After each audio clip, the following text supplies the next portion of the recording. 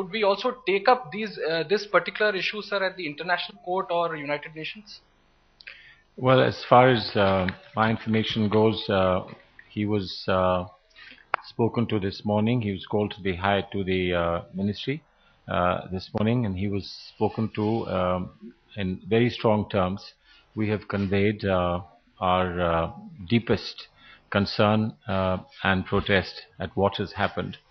We had the discussions on 27th of December on the conventional CBMs, and the non-violation of the line of control is in the ceasefire is the most important part of those CBMs, and therefore violation of that in itself is something which is a matter of great concern, and that would obviously, if it's not immediately contained, would have an adverse impact on what we've been trying to do for such a long time. But the specific context that has come to our notice about the manner in which the soldiers' bodies have been treated is, of course, a matter of very, very deep concern, and indeed a sense of hurt that's been felt is taken on board. We have conveyed this. This has been conveyed as being unacceptable.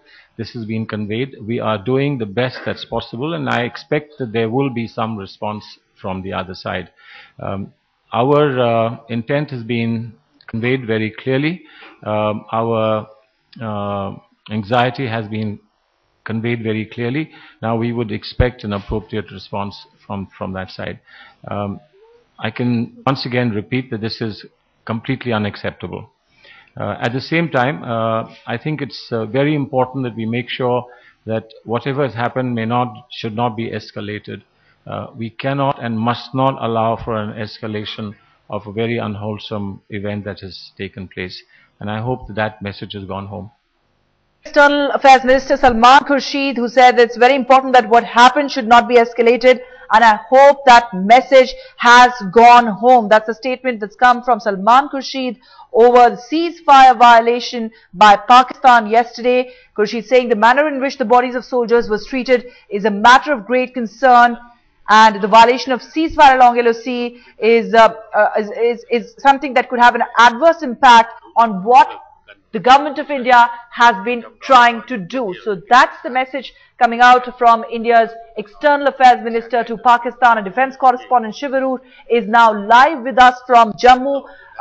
Shiv, we'll talk about how the body of these brave hearts will be flown home, and also the mood, which must be very, very somber there at the station. But I want to just take you through the response that's come from India's External Affairs Minister, who's saying that the message must now reach home. It has been told in no uncertain terms to Pakistan that do not derail the process that we had set in. But the questions will still remain, Shiv, over the fact that why is India only considering reviewing of ties?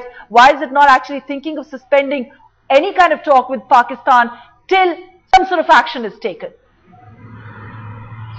Well, the personnel from the army we've been speaking to right through today and yesterday, Ruchika, have almost unanimously been in favor of a complete suspension of dialogue with Pakistan. A lot of them even say that this isn't the first time that such a thing has actually happened.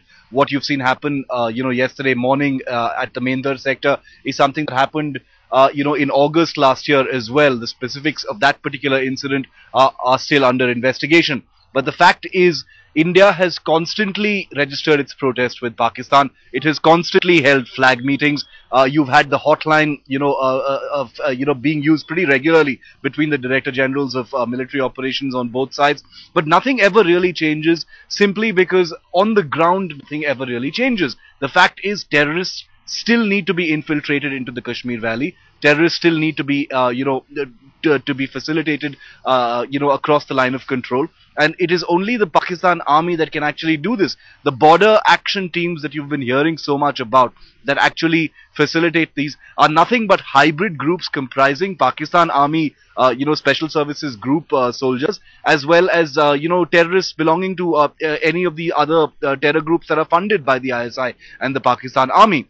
So the fact is, Salman Khurshid, A.K. Antony, the Prime Minister, can go on and on about reviewing relations with Pakistan, registering protests with the highest levels, taking it up at the highest levels, calling this inhuman, calling this absolutely barbaric. The fact is, it's become a little hilarious. It's become farcical as far as the army is concerned, because all of this is simply rhetoric. On the ground, nothing changes. Last year there were 56 to 70 ceasefire violations, including at least 3 occasions when our Pakistan army soldiers are noted to have actually crossed the LOC and entered Indian territory. So obviously diplomacy, pressure, geopolitical pressure, none of that makes a difference on the ground, definitely not on the LOC.